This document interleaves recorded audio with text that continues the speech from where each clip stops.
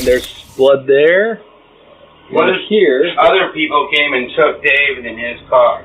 His wallet. If I look in the kitchen again real quick, I want to just look at see if I can figure if that's blood in there. I don't think that's blood. It's tube. The color's a lot different. It could be, but I'm not sure. But there's no. It looks like it's just like drops down. It doesn't look like there's any movement to it. Let me snap a picture of it just in case. On June 27, 2016, David Heisler vanished from his Santa Clara residence. His father, Ken Heisler, became alarmed when he returned home that afternoon to find signs of a struggle. Sand tracked through the house and droplets of blood in the garage and kitchen. David's dark-colored 2002 Saturn was also missing.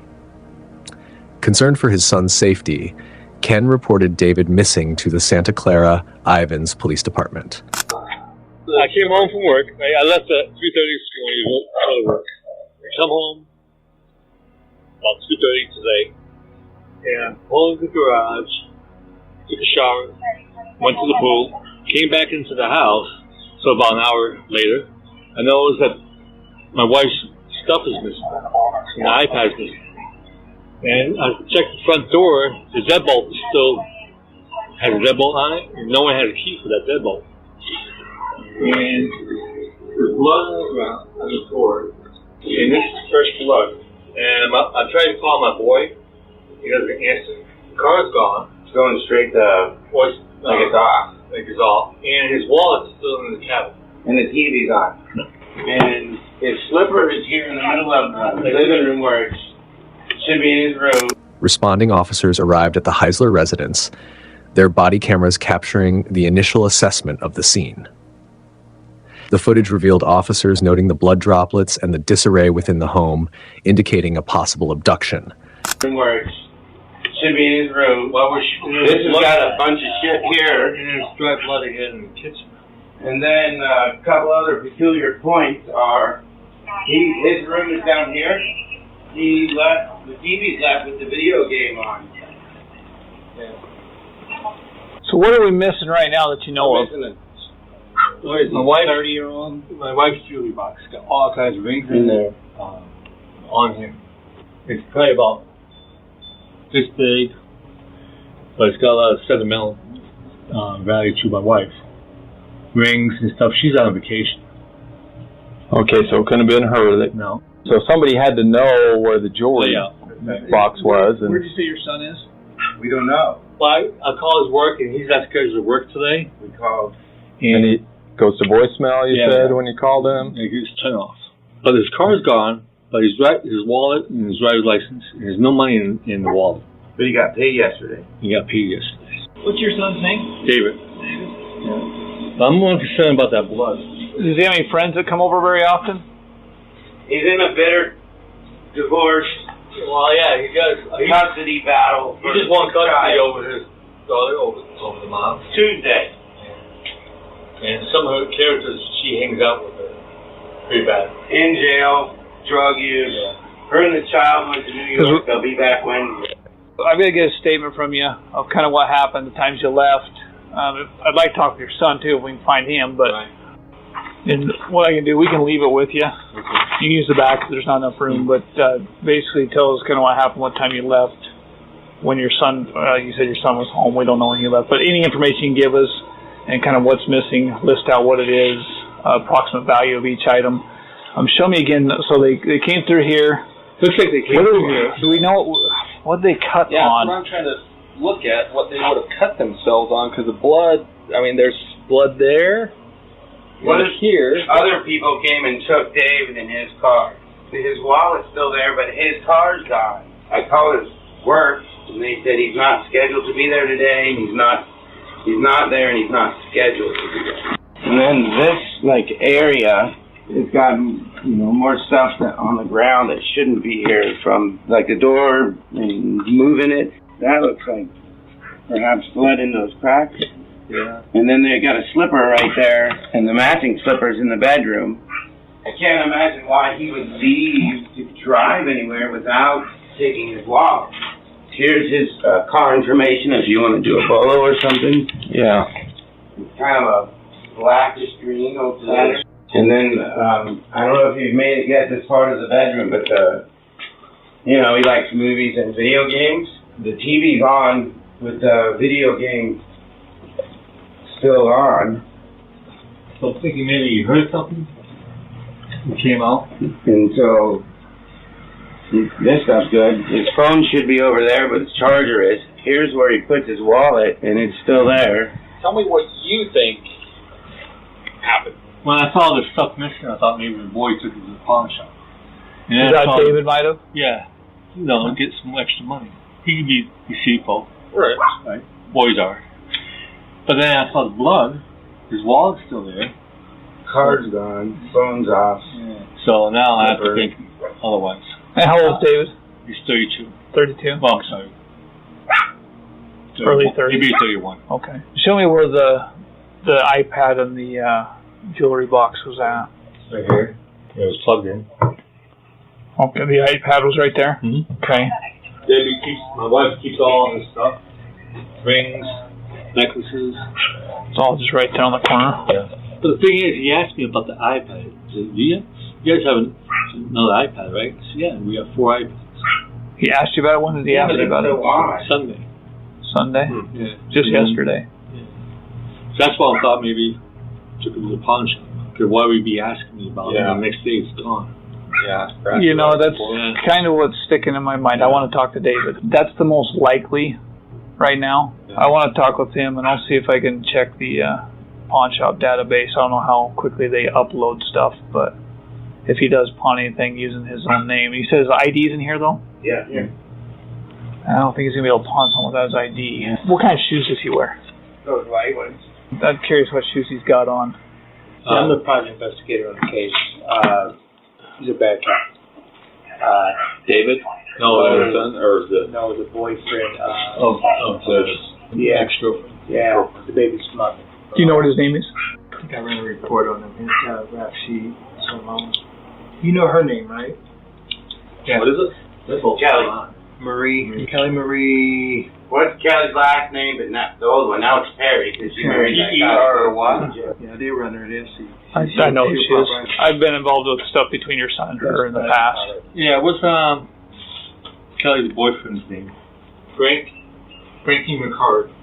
Frankie McCart? Yeah, spell the last name. MCCARD. I don't see any blood in there. Yeah, I don't see it anywhere else either. It's mainly just in the garage and possibly a couple spots in the grout here. This is unusual. It's kind of It's got my very hair. odd. If I had hair on my head, it'd be sticking out because this is the thing we feared. When were they in court? He got custody. Last Thursday. So does he have the kid now, or where's the kid staying? She's with mom or your wife. Okay, we'll be in touch. Okay. Thank you, Yeah, we put out an attempt to locate on his vehicle for a welfare check to make sure he's okay.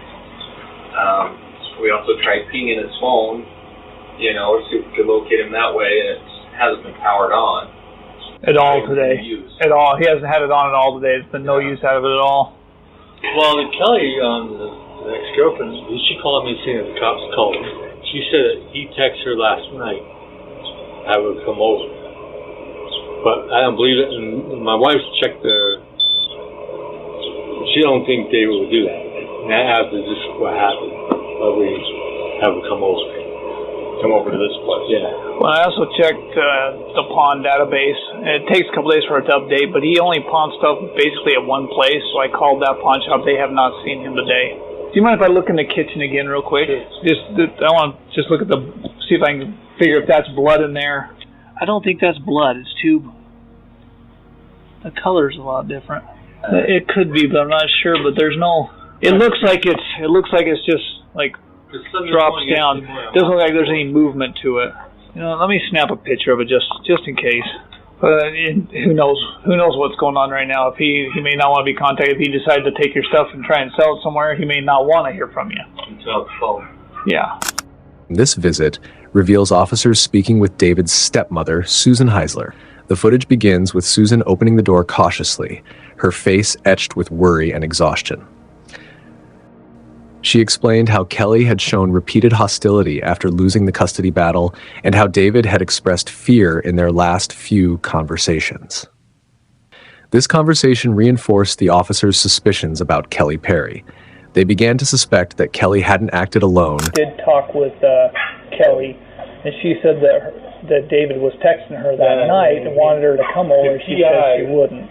Went to her house and talked to her today. There's a text from David at 3:49 Monday morning asking, you coming over or what or not? If not, I'm going to bed. Yeah. That's basically what she told me. She said that they were texting and David wanted her to come over, but she didn't. Right. The way that blood is in the garage, like somebody threw it in the trunk. Like they back the car. Let me show you something on the blood. Is it still there? Yeah. The thing about the blood, it's not a high impact thing. If you see how it kind of hits and kind of goes out in all directions. I'm thinking of bloody nose. That's something. A bloody nose, or somebody nicked themselves and it's just dropping. It's not a fast bleed. It's not a lot of blood. If he would have gotten hit or something like that, when the blood went off, it would hit at an angle and it would hit and it would make it elongate. Yeah, it's been smeared this direction, but what gets me too is once you get blood on your shoe, you're gonna be leaving marks as you're walking too. Yeah, there's no. So I don't know. The bottom line, if he got hit in the face, and the guy could cut his knuckle. If he got real nose. Or he got hit and David's nose is bleeding. Right. It And could that be. could explain maybe the blood in the kitchen. Well, the blood in the kitchen is like a spray bottle mist.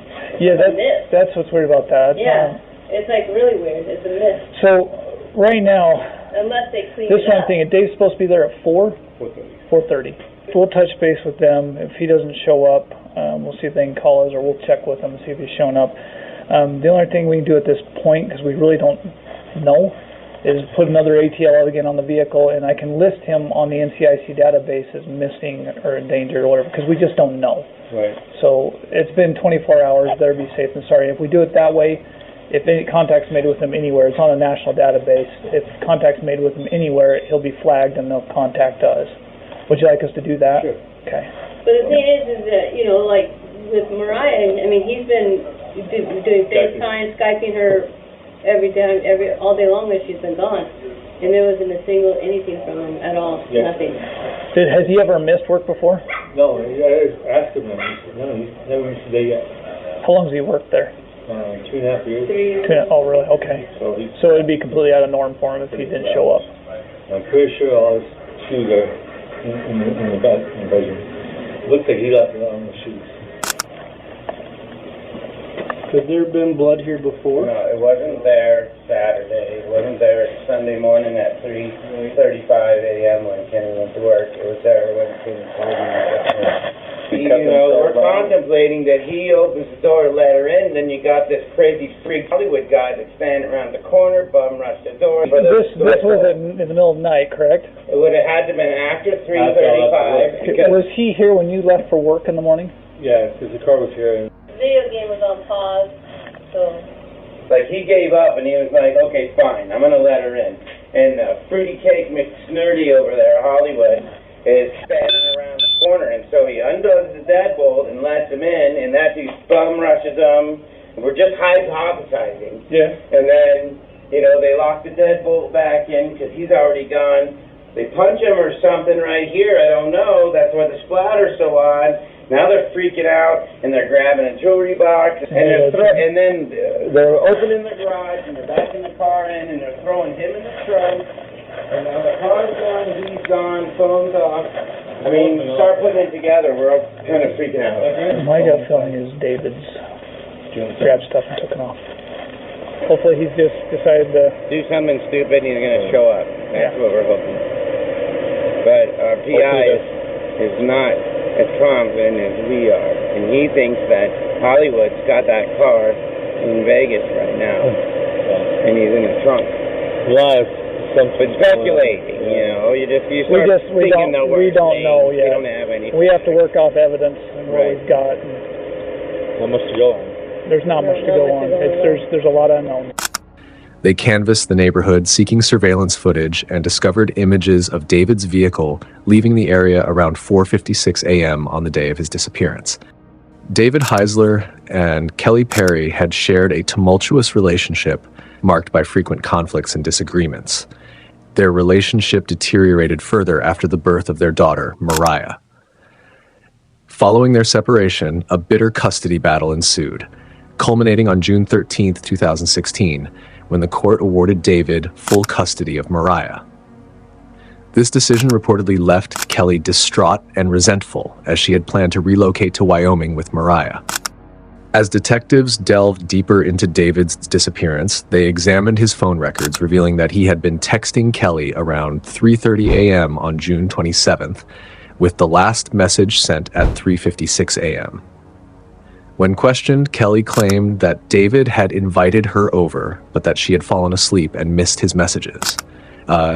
She also mentioned that David had previously disappeared for weeks without informing anyone, suggesting he might have done so again. However, David's family vehemently denied this possibility, emphasizing his devotion to Mariah.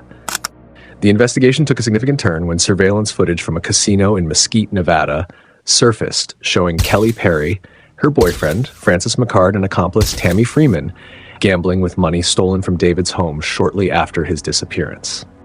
Investigators also discovered that David's leased car was equipped with a GPS tracker. The vehicle had pinged in the Mount Trumbull Loop in Arizona twice between 6:42 and 6:55 a.m.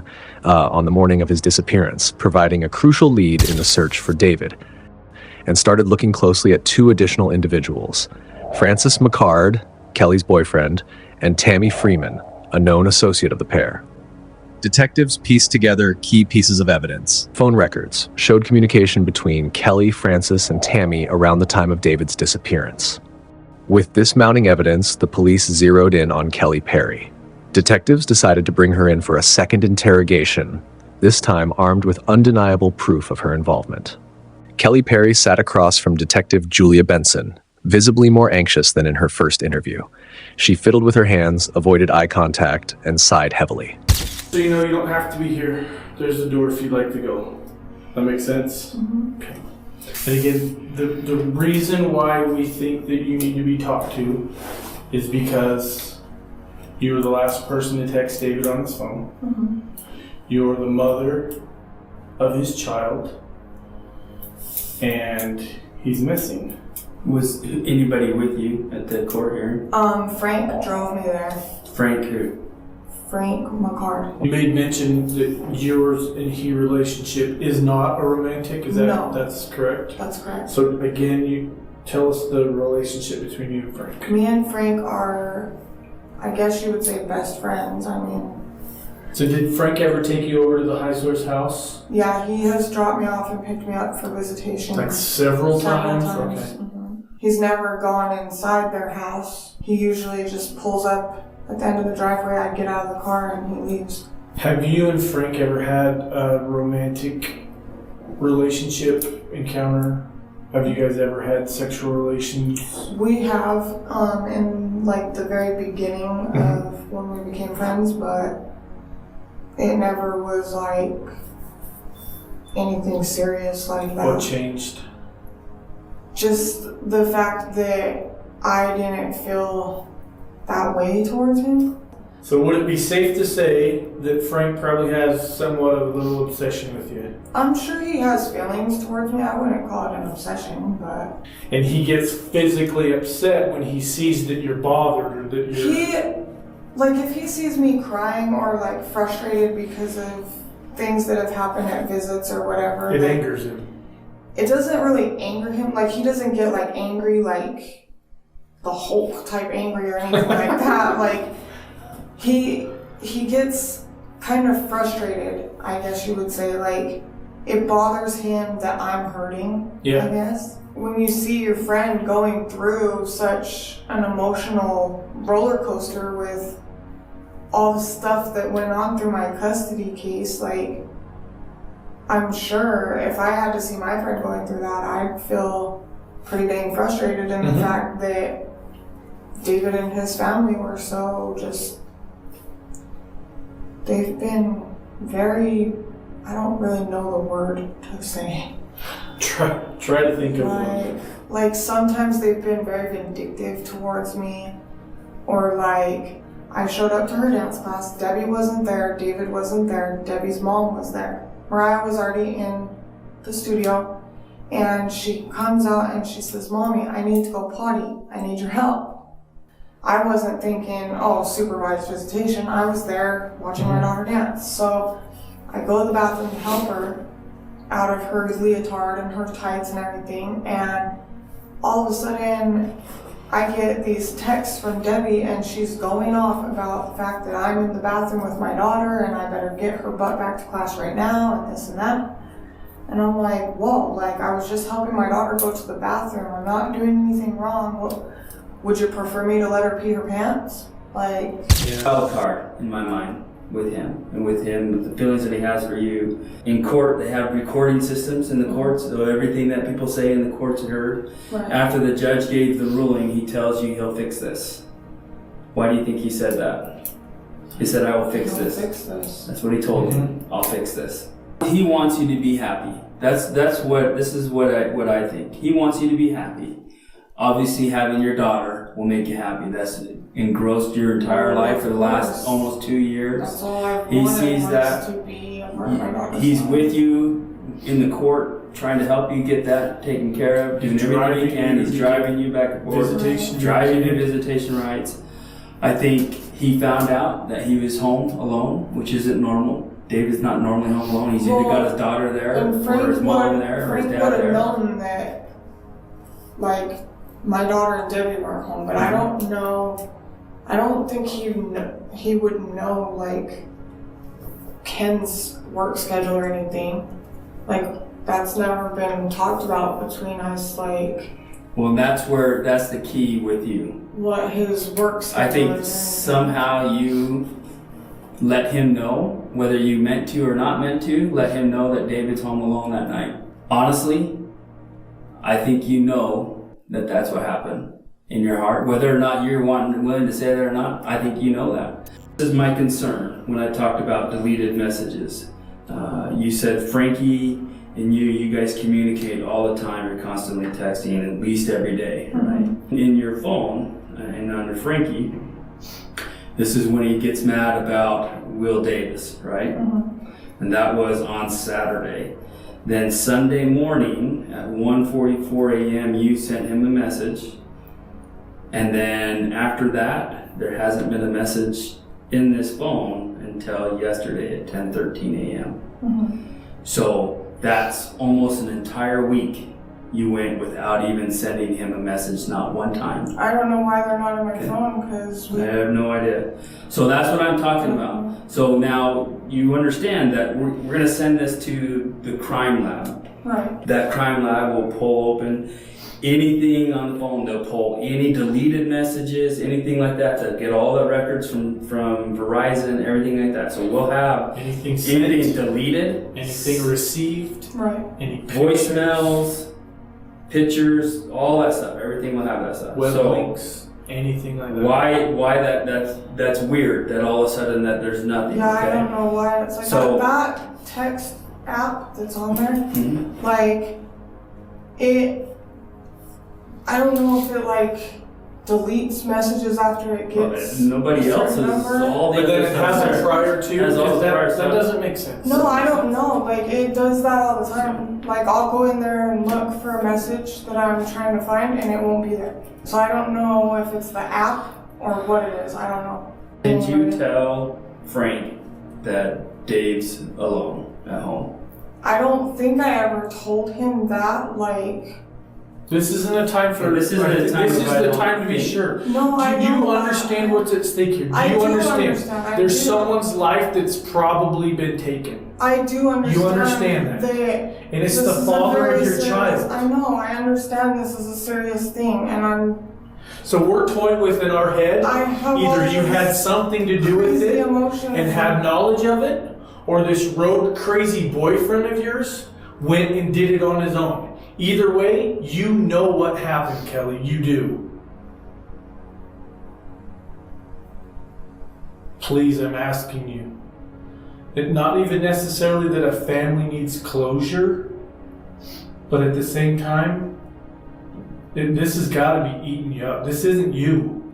I think a bad choice was made. A really bad choice was made. But guess what? It wasn't your idea, and we know that. So help us out. Tell us what happened to David.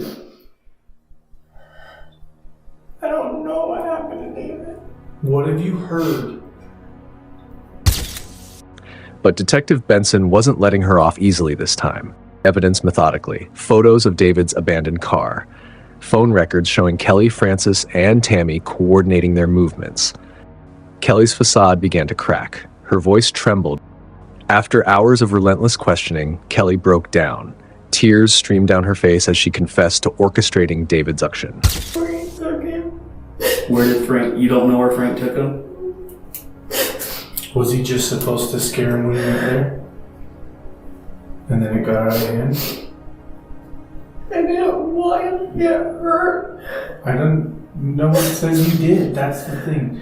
Kelly, we know you know something about it. We know you do. You're a good person because you're here talking to us today. He was supposed to scare me into letting me have my daughter back. Kelly, did Frank go to his house? Yes. Who'd he go with? I was there. You were there? Who else was there? Nobody. So it was you? What happened at the house? She admitted that she, Francis McCard, and Tammy Freeman had gone to David's house under the cover of darkness.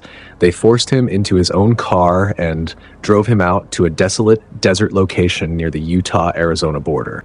Kelly's admission revealed the cold and calculated nature of the crime. She described how Francis had been the main aggressor, beating David while Tammy acted as a lookout. Kelly herself had stood by, watching as David pleaded for his life. I knocked on the door and Frank pushed me out of the way. He was trying to get David and David was fighting back and I was crouched in the corner because I didn't want to be there. Did you guys get in David's car? Yeah. And then where did you drive it? He dropped me off by, I don't know what the street is called, on the freeway. And I don't know where he went after that. He dropped you off on the freeway? Like, you get off the exit of the freeway, like you're going on River Road, I don't know what it's called. South River Road by the airport? I guess, I don't know. How was David when you got out of the vehicle? He was in the back seat. Was he with you? Yeah. Was he hurt? I know that they had like a scuffle and Someone was bleeding. I think, I don't know where he was bleeding from, but David was bleeding and he went to the car and Frank made him get in the back seat. And he just got in on his own accord? Not at first, and then like he was trying to like fight against Frankie, and then Frankie talked him into just cooperating with him. Frankie kept telling him that if he didn't cooperate, he was gonna kill both of us. So there are some things in that vehicle when it was recovered in Beaver Dam that would make us believe that a firearm was involved. I never saw a gun. I don't know. I know he had like a little, like, not a backpack, but like a little... Like a fanny pack he carried? Yeah. I don't know what was in it. And then he pulled over and made me get out of the car. And then he drove out to the Arizona Strip? I don't know where he went after that. Like, I wanted to talk to you guys and tell you guys, but I'm scared. Who are you scared of? Frankie? Or are you scared about not seeing Mariah? I was scared of a lot of different things. Who drove you there? So we have video surveillance of David's car leaving with people in it. And vehicles coming and going. And so that vehicle leaves at 4:50 something. How long were you guys at the house?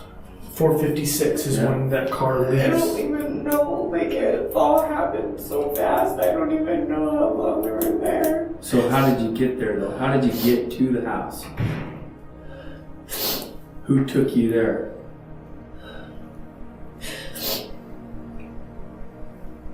I'll tell you right now, I know what car was there, and it's sitting in the driveway at the other house. So, Who drove you? who drove you there? Frankie drove the car there and then Tammy back. But she didn't know, like... She was there for 20 minutes, 25 minutes. So Tammy knows what She happened. doesn't know what happened. But she knows that you know something. She knew that we were going over there. She didn't know, like... I didn't even really know, like, what Frankie's plan was. Mm-hmm. I knew that he was upset and he wanted to, like, make David understand the pain that I was feeling over not being with my daughter. But I kept telling him I didn't want to be there. I don't want to go. I don't want no part of that. Like, were you guys wearing gloves or anything like that when you were at the vehicle? I think he was wearing gloves. There's a glove print in the back seat or in the back on the door on the driver or passenger side. It's a gloved hand. He didn't tell you where he left the vehicle or anything like that? No. Me and Tammy were going to Mesquite because she had birthday money that she had to spend in Mesquite. He asked us to pick him up on the way. Uh-huh. And he was at the freeway exit by Beaver Dam. So how did it come up that, hey, we need to ride over to Frankie David's had house? been talking about it for a while that he was going to go take care of David. And I was like, I don't even want to know what that means or what you're thinking. I don't want to know anything about it. Don't talk to me about it. That night, David was texting me, asking me to go over there. Frankie was like, go over there. He was like, go ahead, go over there. He's like, I'll scare him. And I didn't think it was going to be like that. I've had nightmares about it. I'm sure you have. Because I didn't know that he was going to do all that. Like, I just thought he was going to, like, scare him. No, I'm here to tell you, Frankie's batshit crazy. This guy is nuts. Absolutely crazy. But again, I'm really, really glad the county attorney's here and is listening to you and seeing your remorse. But we've got to know every detail. Let's go to the details. So you decided, he's been talking about this for a while. You guys decided that tonight's the night you're going to go over and scare him. So you catch a ride with Tammy. Tammy takes you to the house. She didn't take us to the house. She took us on the street. Like, yeah. You guys walked to the home. Okay. What happened from there? I knocked on the door and David opened the door and Frankie pushed me out of the way. So Frankie pushed you out of the way so that he could get to David. Yeah. Where was their little tussle at? He pushed me out of the way, like right inside the front door.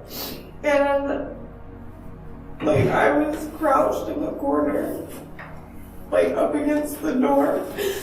And David was like fighting back to him, like trying to push him away or whatever. I just stayed crouched right there because I was scared. Did you see them go into the kitchen area?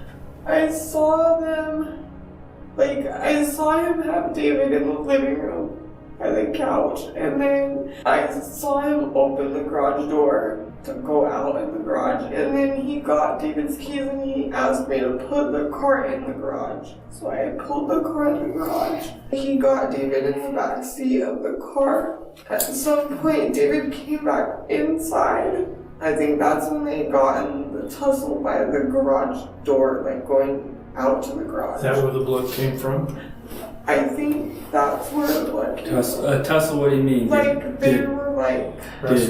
Wrestling, or did he get punched? Frankie hit him, but I don't know how many times he hit him. But I remember seeing him, like, hit David, and David was hitting back to him and, like, trying to push him off of it. I was just, like, scared the whole time, and I was just, like, trying not to look or see what was going on. David said, okay, I'll just go in the car. Okay, I'll go in the car. David said something about not wanting to die or something, and Frankie said, I'm not gonna kill you. I'm not gonna kill you. Just get in the car. And we got in the car, and I kept begging David to just cooperate. I was like, please just cooperate, just listen to him, because I didn't know what was gonna happen. I can't remember which way he went, but we ended up going on the freeway, and he dropped me off. He just kept asking me, why are you doing this? And I said, I'm not doing this. I'm not doing this. And Frankie told him... Frankie's crazy, I'm telling you. He told him You that just she's found out. not doing anything. She said she's hostage too. And I got out of the car and he just like left.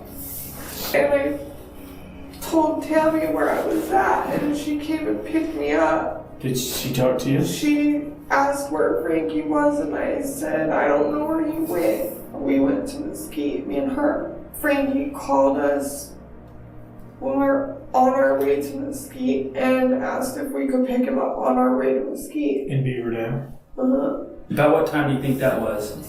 Was it light outside? I was light outside. Did you talk to Tammy about what happened? No. She hadn't asked questions? No. Does she come from a lifestyle where people do No.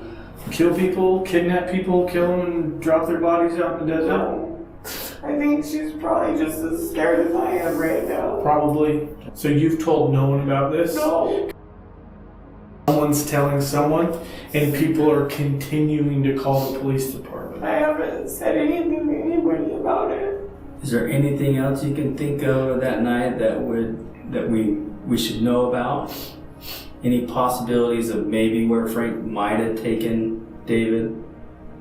I don't know, because I asked him, I said, where's David? And he goes, you don't worry about it. I'm scared to write it down. You don't have to write it down if you don't want to. I don't. Would you like to speak with the county attorney, or would you rather not? I just want to know what's going to happen. Well, I'm going to be honest with you, I have no idea what's going to happen. At this point in time, you're not free to leave? Where am I going? We're going out to jail. It was late in the afternoon when detectives, fueled by the breakthrough in Kelly's confession, decided to arrest Francis McCard. With Kelly Perry's detailed testimony about McCard's involvement, including his physical abuse of David and his direct role in orchestrating the murder, they had enough to make an arrest. Detectives tracked McCard's whereabouts to a small apartment in Albuquerque, where he had been staying since David's murder. They coordinated with local law enforcement to secure a tactical team to arrest him. The body cam footage from the scene shows officers surrounding McCard's apartment complex. The camera shakes as the team quietly moves into position. Detectives approach the door, and after knocking, the tension is palpable. Finger, man! I'm sorry. Yeah! Squeezing my finger, man! Sorry, sir. I'll take it off. I'm sorry. Once McCard was transported to the station, the detectives brought him into the interrogation room. His demeanor shifted quickly, and although he tried to deny his involvement at first, he knew the game was up. As the interrogation proceeded, the detectives presented the damning evidence: Kelly's confession, witness statements, surveillance footage, and forensic findings that tied McCard to the scene. They laid out the facts in front of him. After hours of questioning, McCard broke down and admitted to his involvement in David's murder. His confession matched the details Kelly had provided. He revealed that the plan to kill David had been concocted by Kelly and that McCard had eagerly participated, motivated by his desire to please her and the animosity they both felt toward David. Following Kelly's confession, detectives interrogated Francis McCard and Tammy Freeman. Both eventually confessed to their roles in David's murder. In the subsequent trial, Kelly Perry was sentenced to 35 years in prison for kidnapping, resulting in death. Francis McCard received a 75-year sentence for his central role in the abduction and murder. Tammy Freeman was sentenced to 46 years in prison for her participation in the crime. On August 18, 2016, a Bureau of Land Management, BLM, geologists stumbled upon a set of human remains while surveying a remote section of the desert, approximately 4 miles from where Kelly had indicated. The remains were badly decomposed due to exposure to the harsh desert sun and wildlife scavenging. However, nearby personal belongings, including a wallet containing David's ID, confirmed that the remains belonged to David Heisler.